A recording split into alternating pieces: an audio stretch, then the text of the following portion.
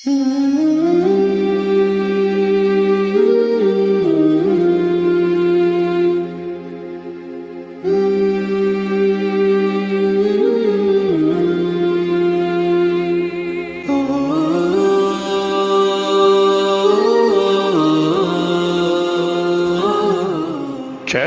हुसैन सितारे राह इल्म व अमल।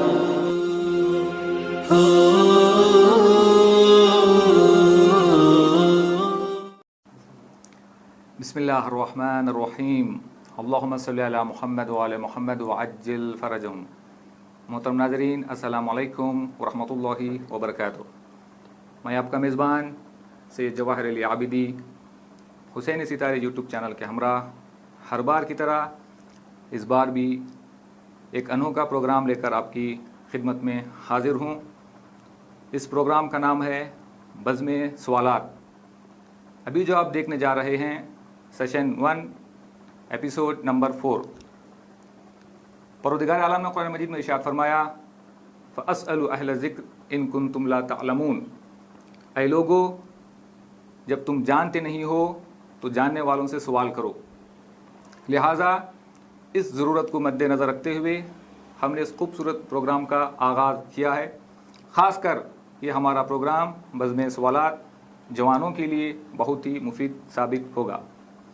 आज के इस बज़्म सवालात एपिसोड नंबर 4 में अपने खूबसूरत सवालों के साथ हाजिर हुए हैं सैयद अब्बास रज़ा, जिनका ताल्लुक़ है अलीपुर से, और इनके सवालों के जवाब देने के लिए हमारे दरमियान आज मौजूद हैं हुज्जतुल इस्लाम वल मुस्लिमीन मौलाना सैयद ज़ाहिद अहमद आबिदी साहब क़िबला, मुदीर हौज़ात इल्मिया अलीपुर।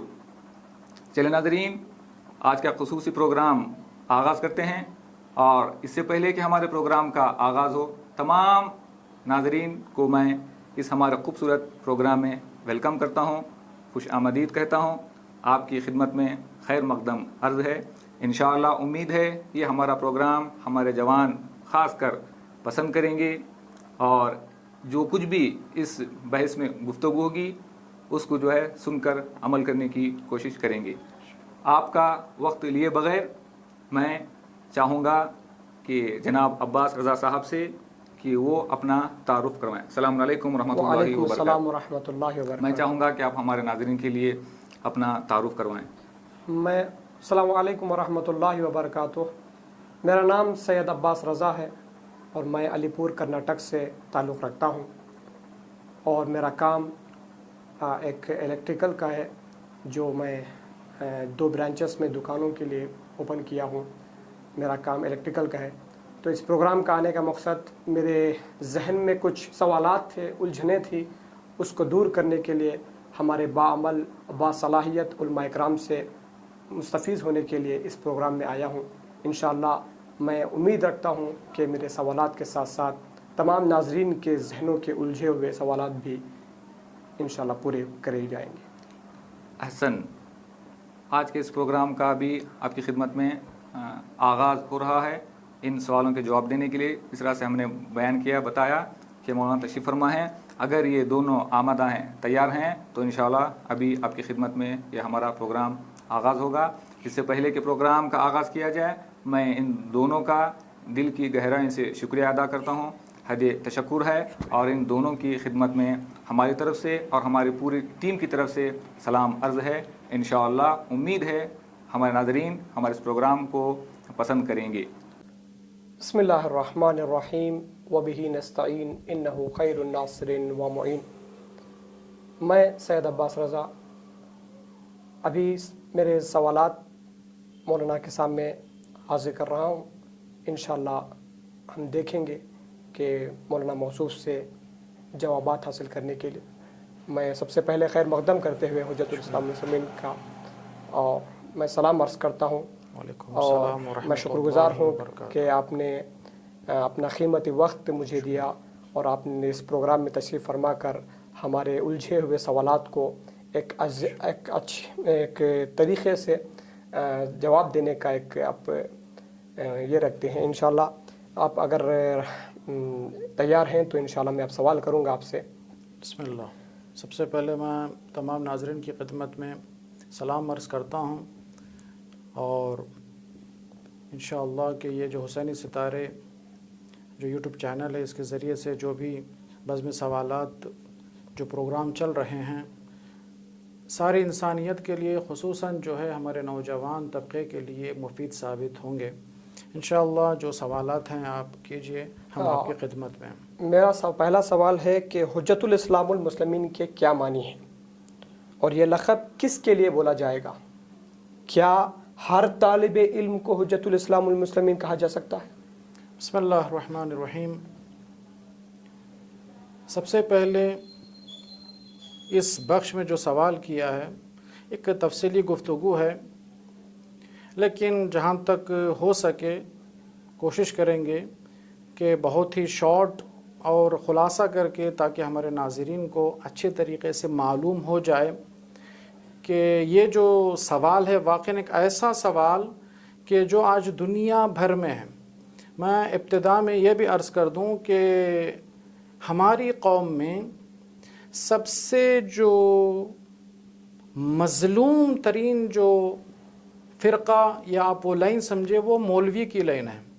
اس لیے کہ جو بھی حوزے میں 6 ماہ، 1 سال، 2 سال پڑھے، ہم اس کو حجت الاسلام کہہ دیتے ہیں، علامہ بنا دیتے ہیں. 2 تقاریر کر لے تو اس کو علامہ، مجالس پڑھ لے تو علامہ کہہ دیتے ہیں. تو اس حوالے سے انشاءاللہ کہ اس جو سوال جو آپ نے کیا ہے واقعاً ایک ایسا سوال ہے، اس کو ہمارے سارے ناظرین سمجھ جائیں تو میں سمجھتا ہوں کہ پھر اگلے آنے والے جو ہمارے نوجوان ہیں غلطی نہیں کریں گے. دیکھیے، سب سے پہلے اس خود حجت الاسلام، خود اس کے جملے میں اس معنی کو ہمیں سمجھنا ہے. حجت خود کہتے ہیں دلیل کو، اسلام جو اسلام ہے کہتے ہیں کہ کیا ہے؟ اسلام کی دلیل. ان مولوی حضرات کو جو کہتے ہیں حجت الاسلام، یعنی کیا ہے؟ یا حجت الاسلام والمسلمین جو کہتے ہیں، مطلب یہ کہ اسلام کی دلیل، برہان، حجت. اس کا مطلب کیا؟ کیوں؟ چونکہ مولوی اور طالب علم جو ہے اسلام میں کچھ جو ایکسپرٹ ہے مولوی، تو اس حوالے سے جو ہے یہ اسلامی چیزوں کو بیان کرتا ہے، اسی لیے جو ہے اس کو کہتے ہیں حجت الاسلام والمسلمین. اب رہا مسئلہ یہ جو کہتے ہیں آیا ہم ہر طالب علم کو حجت الاسلام کہا جائے، کیا ہے؟ دیکھیے یہاں پہ رک کے میں ایک جملہ کو، اکثریت ہمارے ہندوستان اور پاکستان میں یہ ہوتا ہے، یہ ہوا ہے کہ جو بھی آپ نے جیسے بتایا کہ ایک تقریر یا ایک بیان سے لوگ کہہ دیتے ہیں کہ علامہ صاحب، حجت الاسلام مسلمین، ایسے القابات لگا دیتے ہیں. تو ان کی وجوہات کچھ ہیں یا اس کے پیچھے پس منظر میں کچھ اور سوال ہے؟ جی، اس میں بہت ساری چیزیں ہو سکتی ہیں. بعض ہوتے ہیں کچھ خود کو 2-4 مجالس تقاریر رٹ کے کچھ نظامتی سسٹم میں آ کے اپنے آپ کو سمجھتے ہیں کہ ہم ملا بن گئے ہیں، یا خود کو ایڈورٹائزمنٹ کرنا چاہتے ہیں، یا خود کو اپنا باصلاحیت بنانا چاہتے ہیں. انشاءاللہ میں ابھی کچھ چیزیں بیان کروں گا، اس سے صاف ظاہر ہو جائے گا اور معلوم ہو جائے گا ہمارے ناظرین کے لیے کہ واقعاً کس کو کیا کہنا چاہیے. اگر آپ ڈاکٹر فیلڈ میں جب کوئی جائے گا 6 مہینہ 1 سال پڑھ کے اگر آپ اس کو کہیں گے ڈاکٹر، تو ساری کالج کی توہین ہے، ساری ڈاکٹریٹ کی خود توہین ہے. انجینئر ہے، آپ دیکھ رہے ہیں 6 ماہ پڑھ کے بیٹا انجینئر ہے، کوئی عقل قبول نہیں کرے گی. اسی طریقے سے، اسی طرح سے یہ جو حجت الاسلام ہے، اب وہ جو لوگوں نے کہا ہے جہالت کی بنا پر یا کچھ اور چیزیں ہیں ان کے اندر، ہمیں نہیں معلوم ہے کہ کیوں کہہ رہے ہیں، کیا کہہ رہے ہیں، ان کے جو پرچار کرنا چاہ رہے ہیں، ایڈورٹائزمنٹ ان کو کرنا چاہ رہے ہیں، یہ ہمیں نہیں معلوم ہے.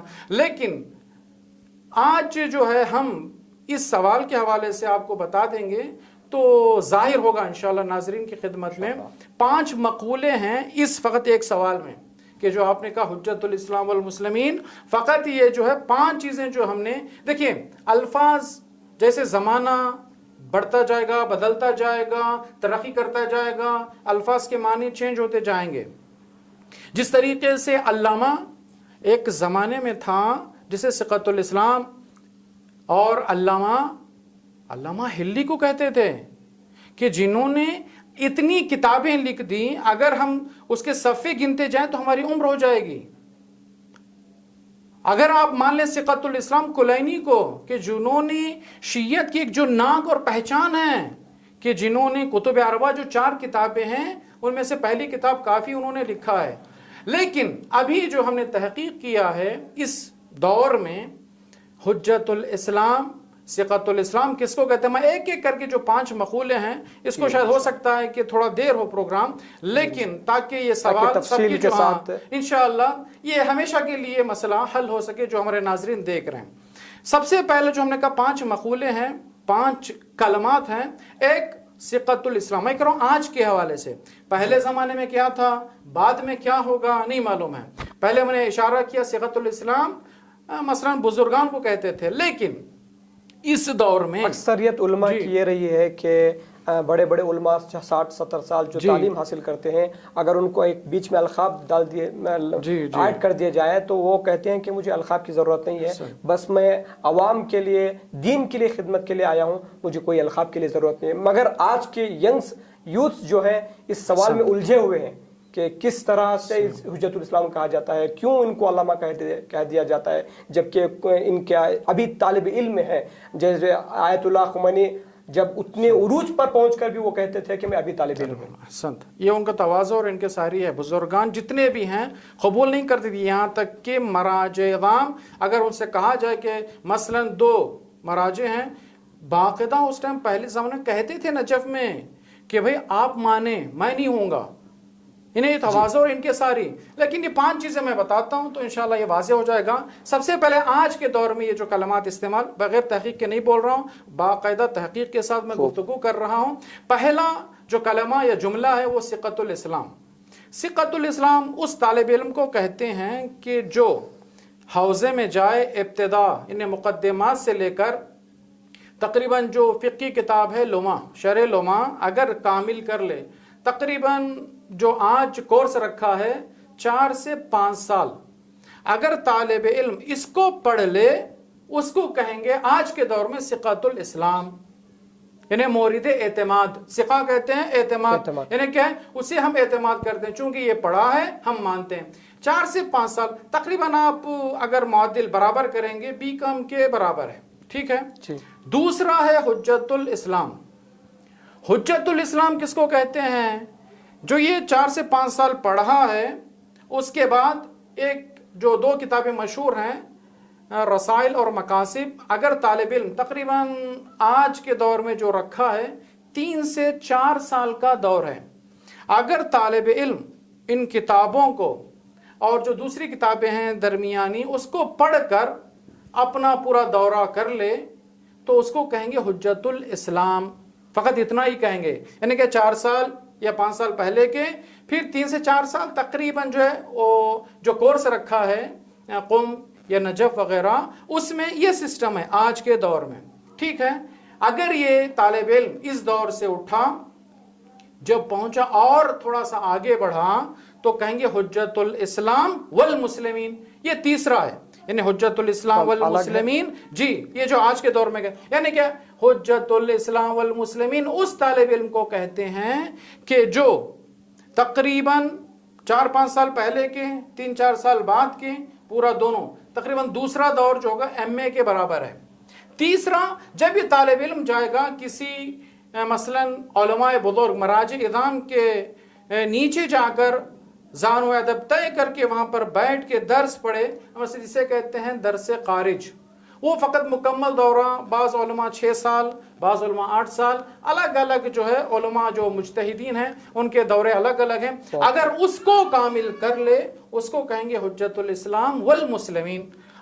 چوتھا جو ہوگا وہ آیت اللہ، فقط آیت اللہ، یعنی کیا، جو بھی ان 3 دورے گزار کر انسان خود اپنا نظریہ بیان کرے، مثلا کسی فیلڈ میں آیت اللہ کس کو کہتے ہیں، یہ دور گزار لیا، اب جو ہے خود جو ہے درس خارج کسی فیلڈ میں، درس خارج کا مطلب یہ نہ سمجھیں کہ آپ جو ہے کلن، نہ، الگ الگ، کوئی اصول میں ہے، کوئی فقہ میں ہے، یعنی کسی مثلا خمس میں ان کا نظریہ ہے، یعنی اتنا محنت کر چکے ہیں یہ دورے گزار کے، تو اس کو کہیں گے آیت اللہ، یعنی کسی ایک فیلڈ میں، یا قومس یا ایرس یا زکوٰۃ یا طہارت، کسی میں بھی اس میں تخصص کر لے اس کو کہیں گے آیت اللہ۔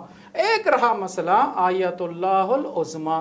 آیت اللہ العظمیٰ کس کو کہتے ہیں، یہ سارے دورے گزارنے کے بعد ایک سٹیج پہ پہنچ جائے جو آج کی دنیا میں کہیں گے بھائی آپ کس کی تقلید کر رہے ہیں؟ جب جوانوں سے سوال کریں گے کہتے ہیں جامع شرائط مجتہد، اسی کو کہے گے آیت اللہ العظمی، یعنی کیا ہے؟ جس کے اندر ساری صلاحیتیں موجود ہیں، یہ سارے دورے گزار چکا ہے، استدلال کے ساتھ اس کے اندر کیپیسٹی آ چکی ہے کہ وہ صاحب نظر ہر فیلڈ میں ہوگا۔ کس میں؟ جو اسلامی، نہ کہ آپ سے ڈاکٹریٹ فلاں فلاں۔ اب کرونا کی بحث ہے تو جب مجتہدین سے پوچھا گیا انہوں نے کہا کہ آپ ڈاکٹریٹ سے پوچھیں، ہمارا کوئی اس میں وہ نہیں ہے، ٹھیک ہے، فتویٰ اس میں ہمارا نہیں ہے، آپ ان سے مراجعہ کریں۔ اس کا مطلب مجتہدین مراجع اس فیلڈ میں تخصص نہیں رکھتے ہیں تو وہاں پر نہیں کہا کہ یہ ہمارا ہے فلاں، ہاں انہوں نے کہا جو بھی ہے کے معیار سے انہوں نے اپنا جو بھی فقہ اور اصول اسلامی سسٹم میں ہیں جو نظریہ بیان کریں اس کو کہیں گے آیت اللہ العظمی، جس کی اب جو قم میں یا نجف ملا کر جو ہے تقریباً 6-7 علماء کو جو ہے ہمیشہ کے لیے چنا جاتا ہے کہ ان کو کہتے ہیں جن کی تقلید کی جاتی ہے، میں سادے الفاظ میں کہوں کہ اس کو کہیں گے آیت اللہ العظمی۔ اگر اس سے بڑھ کر کوئی ہو تو میں جو ہے بہت شارٹ کر کے بتا چکا ہوں کہ اگر اس میں انشاءاللہ اگر کوئی اور سوال ہو ماشاءاللہ بہترین انداز میں آپ نے اس سوال کا جواب دیا۔ میرا دوسرا سوال ہے مولانا صاحب کہ مولانا صاحب شیعان علی کا وجود کب سے ہے اور اہل تشیع کی کیا ذمہ داری ہے؟ یہ خصوصاً واقعاً ایک ایسا سوال ہے، اس میں تقریباً میں سمجھتا ہوں علماء ایک اشرا پڑھ چکے ہیں یا کتابیں لکھ چکے ہیں شیعان علی کسے کہتے ہیں۔ بہت ہی اگر شارٹ الفاظ میں کہا جائے تو میں بہت ہی، جبکہ ہم نے سنا ہے علماء کرام سے کہ شیعان معاویہ شیعان علی کیا اس دور میں اس وجود میں آئے یا اس سے پہلے کچھ اس کے یہ ہے؟ جی میں سب سے پہلے دیکھیے شیعہ کہتے ہیں پیروکار کو، اتباع کرنے والا، اس کو کہیں گے شیعہ۔ یعنی کیا ہے؟ تشیع جنازہ جو ہم لوگ کہتے ہیں، یعنی کیا ہے؟ جو پیچھے پیچھے چلتے ہیں۔ تشیع جنازہ کا مطلب کیا ہے؟ جو پیچھے چلنے والا ہے، یعنی جنازے کے جو پیچھے۔ تو شیعہ کہتے کسے ہیں؟ جو پیچھے چلتا ہے، فالوورز۔ ہاں، یعنی کہ یہ اس کے معنی ہے۔ اب رہا مسئلہ یہ جو کب وجود میں آیا، جو ہم نے تاریخ میں دیکھا ہے، نظر کی ہے، تاریخ کے حوالے سے اگر کہا جائے، خود زمانہ رسول میں خود رسول اسلام صلی اللہ علیہ وآلہ وسلم نے پیروان علی کو کہا شیعہ۔ اب جو تاریخ نے بدلا، شیعہ فلاں فلانی شیعہ، یہ ہمیں اس سے بحث نہیں ہے، لیکن صاف الفاظ میں رسول اسلام سے یہ چیز طے ہے کہ پیروان علی۔ پھر رسول اسلام نے بعض مواقع میں کہا کہ اے علی جو بھی تمہاری اتباع کرے گا، جو تمہاری پیروی کرے گا وہ شیعہ ہے، ٹھیک ہے۔ یعنی خلاصہ یہ ہے کہ جو بھی پیروان اہل بیت و مولا کائنات ہیں اس کو کہیں گے شیعہ۔ اب رہا مسئلہ ذمہ داری کیا ہے؟ ذمہ داریاں تو بہت ہیں شیعوں کے، لیکن میں ایک جملے میں اگر اس کو سمیٹ لوں تو وہ یہ ہو سکتا ہے کہ دیکھیے ہم اہل بیت کو مانتے ہیں، ٹھیک ہے، اسی کو شیعہ، یعنی ولایت علی کو قبول کر لے رسول اسلام کے فوراً بعد بلا فصل، اس کو کہیں گے شیعان علی، ٹھیک ہے، کیونکہ ان کے عقائد بھی کچھ ایسے ہیں، توحید، عدل، نبوت اور قیامت پر ایمان رکھتے ہیں اور ولایت کا اقرار کرتے ہیں۔ جی، یعنی ولایت جہاں پر ہو گئی تو سارے چیزیں آپ کی آ جائیں گی، چونکہ وہ توحید کو مانا ہے، نبوت کو مانا ہے۔ اصل رہا مسئلہ ولایت مولا کائنات امیر المومنین، جب ولایت علی کو قبول کر لیا اس کو کہیں گے آپ شیعان علی، پیروکار نے کیا ہے؟ رسول یا کیا ہے؟ مولا کائنات کی اتباع اور پیروی کرنے والا۔ ذمہ داری اسی سے معلوم ہوگی بھائی شیعہ کی ذمہ داری کیا ہے۔ لفظی ہم کہیں شیعہ یا فقط باتوں میں کہیں؟ نہ، میں کہتا ہوں ایک ہی جملے میں وہ یہ ہے کہ ذمہ داری شیعوں کی یہ ہے، آج کے دور میں اگر سمجھا جائے، ہر دور میں لیکن آج خصوصاً جوانوں کے لیے وہ یہ ہے کہ سمجھیے ہماری ذمہ داری جو اصل ہے وہ یہ ہے کہ شیعان علی یعنی اہل بیت کو ہم قبول کر رہے ہیں۔ بس ایک ہی جملہ ہے کہ جس طریقے سے، جس محبت سے، جس طریقے سے اہل بیت کو، رسول کی ذات کو ہم مان رہے ہیں، اہل بیت کی مان لیں، سب سے بڑا شیعہ ہے، یعنی اس کی ذمہ داری ہے۔ یعنی کہ جب انسان اہل بیت کے بتائے کی ہوئے مان راستوں لے، پر چل جانا، اسی کو فرامین اہل بیت کو قبول کر لے، اس سے بڑھ کر کیا ذمہ داری ہو سکتی ہے؟ جہاں پہ نہ غیبت ہوگی، نہ تہمت ہوگا، نہ جھوٹ ہوگا، نہ فلاں کوئی چیز، صفات حسنہ آ جائیں گے، صفات رسولہ خود بخود ختم ہو چونکہ ہم جائیں نے گے۔ بڑے علماء کرام سے سنا ہے کہ اپنے آپ کو اتنا تیار کرو کہ دوسرے لوگ یہ کہہ سکیں کہ یہ شیعہ علی ہے۔ جی، تو حدیث یہ مولا بہت امام صادق بھی ہے اس حوالے سے کہ اگر بنو تو ہمارے لیے جو ہے زینت بنو، ہاں، باعث زینت۔ اس کا مطلب کیا؟ شیعہ نے، یعنی کہنا آسان ہے لیکن جو ہم کہہ رہے ہیں، دعویٰ کر رہے ہیں کہ ہم اہل بیت کو مان رہے ہیں، اہل بیت کی ماننا یہ اصل ہماری ذمہ داری ہے۔ ماشاءاللہ بہترین انداز میں آپ نے تفصیلی کے ساتھ سوال کا جواب دیا۔ میرا تیسرا سوال یہ ہے کہ زیارت عاشوراء میں تبرہ ہے، جبکہ ہمارے مراجع اکرام کے فتوے ہیں کہ اہل سنت برادران کے مقدسات کی توہین کرنا حرام ہے، اس کی کیا وجہ ہے؟ دیکھیے، سب سے پہلے سوال جو آپ نے کیا ہے واقعی ایک خوبصورت اور آج کے دور کے لیے ہے، یہ ہمیشہ رہا ہے لیکن آج خصوصاً چونکہ اتحاد علماء میں رکھنا چاہیے، اتحاد بین المسلمین کیسے ادارے جو گزرے ہیں، جی یعنی کیا ہے، کسی فرقہ واریت نہیں ہونا چاہیے، تعصبی حسد نہیں ہونا چاہیے، لیکن انسان، ہماری سمجھ میں بعض چیزیں عقلی ہوتی ہیں، بعض چیزیں ہوتی ہیں جو آپ سمجھیے کتابی، نقلی، جو کتابی شکل میں ہیں۔ عقل کی بات ہے وہ یہ ہے کہ اگر میرے گھر میں میری بیوی یا میرے بچوں کو یا میرے گھر میری والدہ، میرے گھر میں کسی کو بھی کوئی ظلم کرے، کیا میں اس ظلم کو سہ کر خاموش رہ جاؤں گا؟ ایک سوال میں اٹھا رہا ہوں، اس کو سمجھیے۔ اگر میں خاموش ہو گیا تو میری غیرت پہ لعنت ہوگی، چونکہ میری بیوی، میرے گھر والوں پہ ظلم ہوا ہے۔ تو اس کا مطلب جہاں پر اہل بیت رسول پر کسی نے ظلم کیا ہے تو لا محالہ تو وہاں پر ائمہ نے لعنت کی ہے۔ اب رہا مسئلہ تبرہ الگ ہے، لعن و طعن الگ ہے، اس کو ہمیں سمجھنا چاہیے۔ زیارت عاشوراء کو اول سے آخر تک، دیکھیں ہم لوگ الجھے ہوئے ہوتے ہیں فقط الفاظ میں یا کسی کے جملے کو لے کر، فلاں نے کہا فلاں کو فلاں، فلاں نے کہا فلاں۔ یہ سسٹم ہمارے اسلام میں آپ اٹھائیے تاریخ علماء شیعہ، اگر کسی عالم دین یا مراجع اعلام نے فتویٰ دیا ہو کہ مقدسات کی توہین کریں یا فلاں، کسی بھی، فقط اہل سنت کی نہیں، آپ کسی بھی مذہب کی توہین نہیں کر سکتے ہیں، ان کے مقدسات کی توہین نہیں کر سکتے ہیں۔ مقدسات کا مطلب کیا ہے؟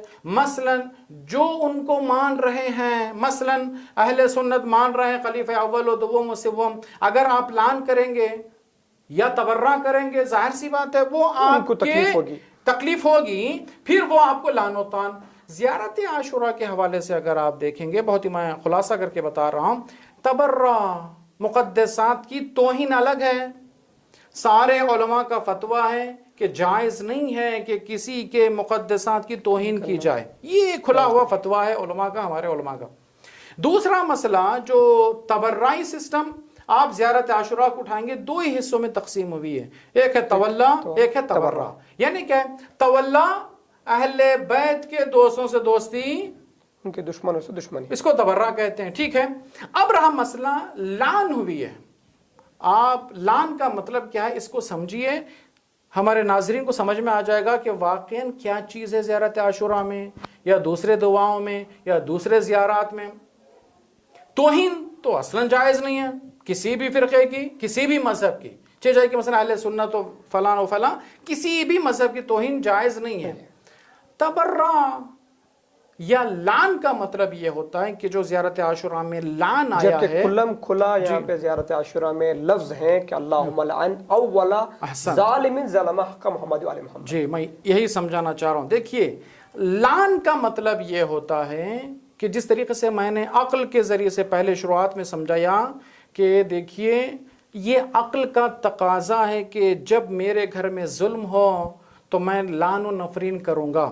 یہ قرآن کی دلیل ہے. قرآن کہتا ہے کہ جو بھی خدا اور رسول کو اذیت کرے اس پر لعنت دنیا اور آخرت. آپ قرآن سارے آیات کو اٹھائیے. قرآن کہتا ہے جو بھی مومن پر ظلم کرے اس پر لعنت, جو بھی فلاں, بہت سارے چیزیں میں اس کو چھوڑ رہا ہوں کہ اس پہ لعنت. لعنت کا مطلب یہ ہے کہ لعنت مقدسات کی توہین نہیں ہے. لعنت کا مطلب یہ ہے کہ لعن کہتے ہیں اعلان بیزاری, یعنی کہ بیزاری کا مطلب کیا ہے, ہم سے کوئی رحمت خدا ان پر نازل نہیں ہوگی, اس کا مطلب ہے لعن. ٹھیک ہے. اب یہ جو لعنت ہوئی ہے, آپ زیارت عاشورہ جو کہہ رہے ہیں اٹھائیے, اللہم لن اول, کہیں پر نام نہیں ہے. اگر یہیں سے معلوم ہوگا کہ اول و دو مسیحوں, یہاں پر امام نے نام لے کر نہیں کہا. نام لیا جاتا اس وقت آپ کہتے کہ توہین ہے, ٹھیک ہے. لیکن یہاں پہ لعن کا مطلب یہ ہے, جس طریقے سے عقل بھی کہتی ہے جب ہم پہ ظلم ہو, کوئی ظالم ہم پہ ظلم کرے تو ظاہر سی بات ہے میں نفرت کروں گا ان سے. نفرین کا مطلب میں دوری اختیار کر لوں گا ان سے. اہل بیت یہی بتا رہے ہیں کہ جہاں پر ظلم کیا ہے اہل بیت پر, وہاں سے کیا ہے, خدا کی رحمت سے دور ہیں, ان پہ لعن ہوگی. کہیں پر ہم نے نہیں دیکھا ہے کہ زیارت عاشورہ میں اٹھا کر کہا جائے کہ امام نے بتایا ہو کہ نام لے کر. ہاں, جتنے نام لیے ہیں ساری دنیا کہے گی کہ وہ ظالم ہے. ظالم ہے تو ظاہر سی بات ہے کہ جب آپ نے ظلم کیا ہے, چونکہ ایک کمیونٹی اس کو اپنا رہبر سمجھتی ہے, تو ان کے نظریات میں اگر غلط میسج جائے گا تو اس کا دیکھیے میں صاف, ہمیں نام سے, میں یہیں پہ آپ کو بتا دیتا ہوں, نام سے کوئی ربط نہیں ہے. اکثر جتنے بھی امام کی ذات نے زیارت عاشورہ میں نام لے کے بتایا ہے, نام پہ اگر دیکھیں گے اکثر نہیں, میں سمجھتا ہوں 90% سے زیادہ دنیا میں لوگ نہ یزید کو قبول کرتے ہیں, نہ شمر کو, عمر سعد کو, جتنے بھی نام لیے قبول نہیں کرتے ہیں. تو امام کا کمال ہے کہ جو الفاظ استعمال کیے ہیں زیارت عاشورہ میں, جو بتایا ہے واقعہ کربلا کے بعد تمام ظالمین کا نقاب لگ چکا ہے, تو ساری دنیا جانتی ہے کہ یہ ظالمین ہیں. مگر جو ان کے فالوورز ہیں, اس کے پیچھے سازشیں ہیں, نہیں معلوم اس کے پیچھے کیا حکومتیں اس کے پیچھے لگی ہوئی ہیں, چونکہ فرقہ واریت اس میں ایک وجود میں آئے. تو آپ اس کی نظر میں کیا کہیں گے؟ دیکھیے میں پہلے ہی بتا چکا ہوں, دیکھیے جہاں پہ عقل ہماری خود کہہ رہی ہے کہ جو ہمیں ظلم کرے اس پہ ہم دوری اختیار کریں گے, وہاں پر بھی یہی ہے کہ آپ جتنے بھی فرق و مذاہب دیکھیں گے, جتنے بھی مذاہب ہیں, جو ظلم کرے آپ, میں ایک کلپ دیکھ رہا تھا بڑے عالم دین اہل سنت کے, انہوں نے کہا کہ بھائی کہ جب آپ شہزادی کونین فاطمہ زہرا سلام علیہا پر اگر تاریخ میں ثابت ہے کہ فلاں فلاں نے ان کے در پہ آگ لگائی, تو ظاہر سی بات ہے کہ جب ہم کہہ رہے ہیں کہ ہم ان کے ماننے والے, ان کے پیروکار ہیں, ظاہر سی بات ہے کہ ہم ان سے دوری اختیار کریں گے. یہ فطرت ہے, اور قرآن بھی کہہ رہا ہے, اہل بیت انسان کا تقاضا ہے, ہاں انسانیت کا تقاضا ہے.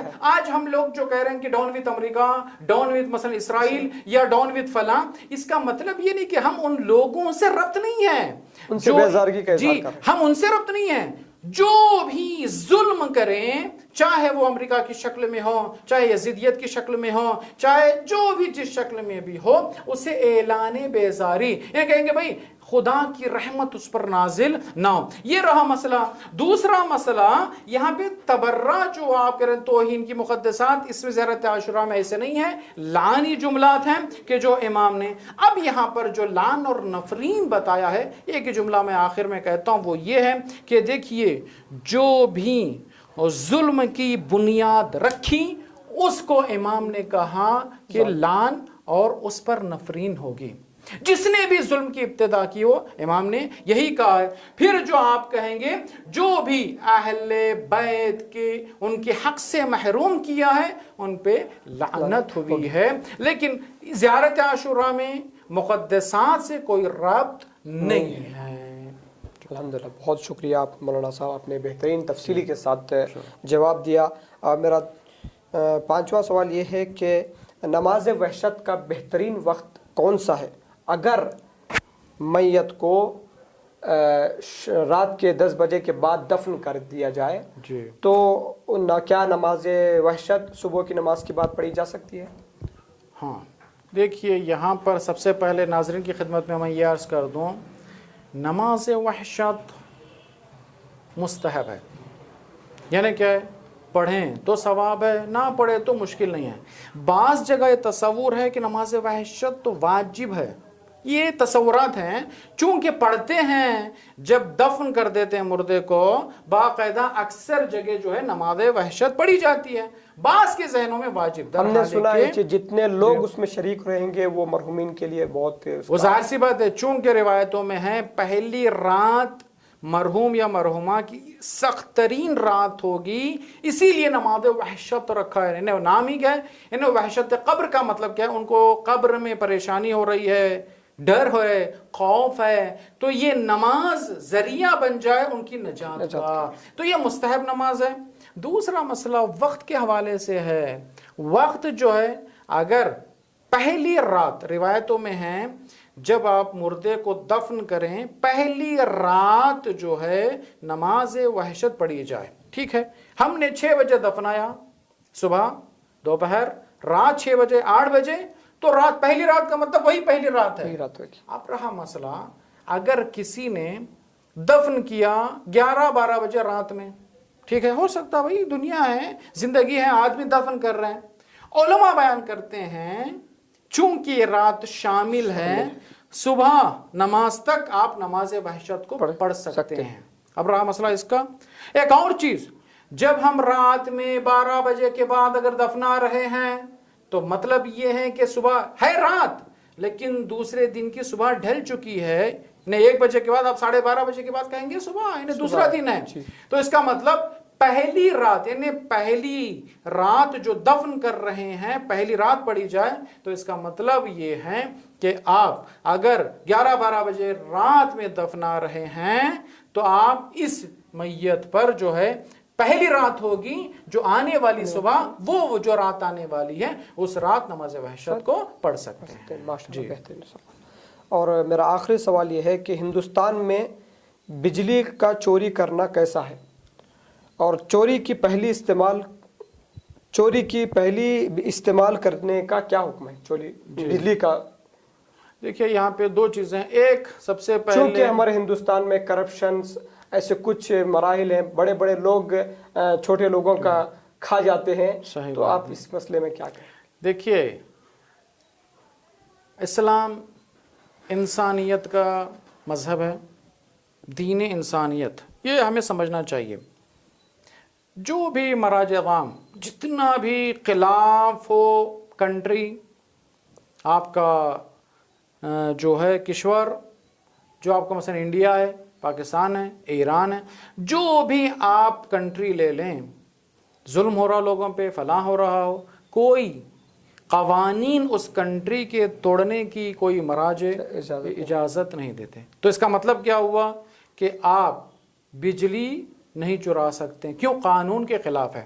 میں ایک جملہ کہتا ہوں، وہ یہ ہے، دیکھیے امام خمینی رحمۃ اللہ علیہ کے حوالے سے یہ کہ جب پیرس میں ان کو لے گئے تو وہاں پہ قانون ہے کہ قربانی جو کی جاتی ہے، ابھی نزدیک ہے قربانی، عید قربان، تو وہاں پہ قانون ہے گورنمنٹ کا کہ راستے میں یا گھر میں آپ قربانی نہیں کر سکتے ہیں، جو مخصوص جگہ ہے قربانی کی وہاں پہ آپ کو کرنا پڑے گا، جس طرح سے مرغ کے لیے الگ ہے، بکروں کے لیے الگ ہے، وہ الگ الگ جگہ ہوتی ہیں، وہاں پہ کہتے ہیں کشتارگاہ، یعنی الگ الگ جہاں پہ کاٹ کے پاک ہو کے گوشت فقط آتا ہے، گاؤں میں، سٹی میں۔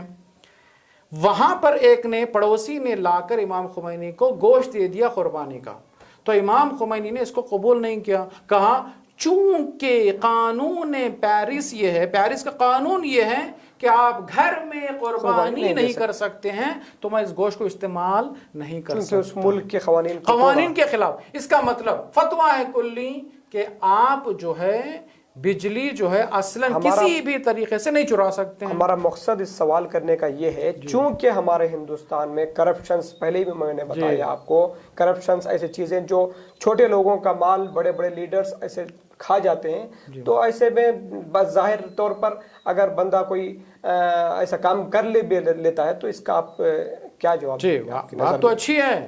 دیکھیے یہ تھوڑا ضعف العقل یعنی چھوٹی سی کمزور عقل رکھنے والا انسان یہی کہتا ہے بھئی جب بڑے بڑے کھا رہے ہیں ہمیں کھانے میں کیا ہے. لیکن اسلام جب بڑے کھا رہے ہیں اس کو صحیح کرنا ہماری ذمہ داری ہے. کیوں آپ چور کو لا رہے ہیں؟ کیوں آپ ایک M L A M P کو ایسے کو بنا رہے ہیں جو آپ کا مال لوٹ رہا ہے؟ پرابلم ہمارا ہے کہ ہم ان کو بنا رہے ہیں، وہاں سے صحیح کرنا ہے. اس کا مطلب یہ نہیں ہے کہ وہ کھا رہے ہیں تو ہم بھی بجلی کو چرا لیں، یہ غلط ہے. اصلاً کوئی مرجع اجازت نہیں دیتا. اب رہا مسئلہ، کسی نے چوری کر لیا بجلی کو، ٹھیک ہے، چوری کر کے گیزر ڈالا، پانی گرمایا، اب وہ اسے غسل کر رہا ہے. آیا غسل صحیح ہے؟ جائز نہیں. یہ نماز یہاں پر جو ہے ہم نے دیکھا ہے اکثر مراجع نے جو مراجع کی تقلید کرتے ہیں ان کی طرف رجوع کریں. ایک مسئلہ یہ مہم ہے. دیکھیے ہمارے ناظرین کو میں یہ پہلے بتا دوں، یہ نہ سوچیے آپ کے ذہنوں میں یہ ہے یہ علماء الگ الگ بیان کرتے ہیں فلاں فلاں، جو آپ جس کی تقلید کر رہے ہیں اس پر فالو کیجئے نا. کیوں آپ بحث بڑھا رہے ہیں؟ آیت اللہ سیستانی نے فلاں کہہ دیا، آپ سے کیا رابطہ ہے؟ یہاں پر بحث یوں بڑھ جاتی ہے کہ کیوں مراجع اکرام میں اختلافات کے فتوے نکلتے ہیں. انشاءاللہ میں اس پر جو ہے تقلیدی جب بحث ہوگی اس پر انشاءاللہ بحث کریں گے کہ کیوں ہیں. چونکہ نظریات ہیں، اختلاف ذاتی کسی سے دشمنی نہیں ہے. چونکہ جس طریقے سے انہوں نے آیات اور روایت کو سمجھا ہے، اپنا استدلال انہوں نے بیان کیا، اپنا نظریہ دیا ہے. انہوں نے اپنا نظریہ دیا ہے. ایک ڈاکٹر اپنا نظریہ دے گا، دوسرا ڈاکٹر دوسرا نظریہ دے گا، ٹھیک ہے. اسی طریقے سے یہاں پر بھی نظریات دے رہے ہیں. لیکن اکثر مراجع عوام کہتے ہیں بجلی چرائی نہیں جا سکتی، چرانا جائز نہیں ہے. استعمال کا مطلب اگر کسی نے غسل کیا اس پانی سے، اس بجلی سے گرم کیا ہوا پانی، آیا غسل سے نماز سے؟ آیت اللہ سیستانی کی نظر میں ہے کہ نماز غسل صحیح ہے، نماز بھی صحیح ہے. لیکن اتنا تو جان لیجئے آیت اللہ جو ہے نوری حمدانی کا بھی ظاہراً یہی نظریہ ہے. دوسرے مراجع عام کہتے ہیں جائز نہیں ہے. بنابر احتیاط نہ غسل صحیح ہے نہ آپ کی نماز صحیح ہے. اب اسی لیے میں کہہ رہا ہوں کہ بار بار تکرار کر رہا ہوں کہ جو جس مرجع کی تقلید کر رہا ہے اس پر رجوع کیجیے، اپنے مرجع کی کا سوال کیجیے ان کے دفتر آفس سے، تاکہ آپ کا مسئلہ، میں کہتا ہوں پہلے چرانا کیوں ہے پھر سوال کرنا کیوں ہے، خلاف کر کے پھر سوال غلط ہے. اسی لیے چونکہ اسلام دین انسانیت ہے، اگر ہم انسانیت کے خلاف جا رہے ہیں تو کل حرف آپ پہ نہیں ہے، اسلام پہ حرف ہے. تو 500,000 روپے کے لیے چرانا اچھی چیز نہیں ہے. بہتر یہی ہے کہ ہم کوشش کریں جو قوانین اپنے کنٹری کے ہیں اس پر فالو اور عمل کریں. تو یہی اصل اسلام اور دین ہے. ماشاءاللہ بہترین انداز میں آپ نے بڑے ہی تفصیل کے ساتھ، بڑے دلائل کے ساتھ آپ نے میرے سوالات کے جوابات دیے، اور ناظرین اکرام نے بھی اس کو بغور کیا ہوگا کہ بہترین انداز میں مولانا موصوف نے سوالات کے جوابات دیے، اور آپ کے ہی ذہنوں کے جو الجھے ہوئے سوالات تھے اگر آپ تک بھی پہنچ چکے ہوں گے. میں پہلی فرصت میں شکر گزار ہوں حجت الاسلام والمسلمین مولانا جواہر علی عابدی صاحب کا، جنہوں نے اس پلیٹ فارم کو آمادہ کیا، چونکہ جوانوں کے ذہنوں میں جو سوالات اٹھتے ہیں وہ آشکار ہوں، تاکہ اپنے دل ہی دل میں نہ رہ جائیں. چونکہ جب آشکار ہوں گے تو معاشرے میں ایک انقلاب برپا ہوگا. جب انقلاب برپا ہوگا تو ایسے سوالات جو کمزور ہیں، جو دین کے لیے بہت معنی نہیں رکھتے، وہ جو دین کے لیے ہونا، جو ہم جس پر چل رہے ہیں، جو ہم انجام دے رہے ہیں، ہمیں جس شخصیت سے ہم پہچانے جاتے ہیں، تاکہ ہماری وہ پہچان ہو سکے. میں بہت ہی شکر گزار کے ساتھ میں اس پروگرام کا اختتام کرتا ہوں. والسلام علیکم ورحمۃ اللہ وبرکاتہ.